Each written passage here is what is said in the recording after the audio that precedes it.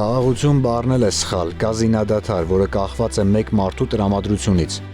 Ալիևի տրամադրությունից է կախված խաղաղությունը, որովհետև այդ փաստաթղթում չկան երաշխիքներ։ Նոյեմբերի 9-ի փաստաթուղթը, եթե համեմատենք մնացածի հետ, երազանքի փաստաթուղթ կարող ենք համարել։ Այն գոնե վկայում էր Արցախի գոյության մասին։ Թրամփն անգամ Հայաստանի տեղը չգիտի, իմանար չէր շփոթի Ալբանիայի հետ։ Բարեբախտաբար Փաշինյանը աղջիկ չի ծնվել, ազգային խայտառակություն կլիներ։ Խաղաղության պայմանագիր եթե ստորագրվի, լավ է, բայց եթե այդ փաստաթուղթը չունի միջազգային երաշխիքներ, կդառնա ուղղակի փաստաթուղթ, ընտրության գնալու համար։ Մայրս էր ինձ ռոբ ասում, Տիկին Բելան ինձ ռոբ է ասում տանը, մանկական ընկերներս էլ են ռոբ ասում, ինչու պիտի նեղանամ։ Նիկոլ Փաշինյանի վերընտրվելը 0 է, եթե սխալներ չգործենք։ 2008 թվականի մարտի 1-ից հետո ես ընդամենը պաշտոնի եմ եղել 1 ամիս 8 օր։ Միեդի որոշումն ինձ չի ուղղված է նրանց, ովքեր բավարար ջանքեր չեն գործադրել սպանությունները բացահայտելու համար։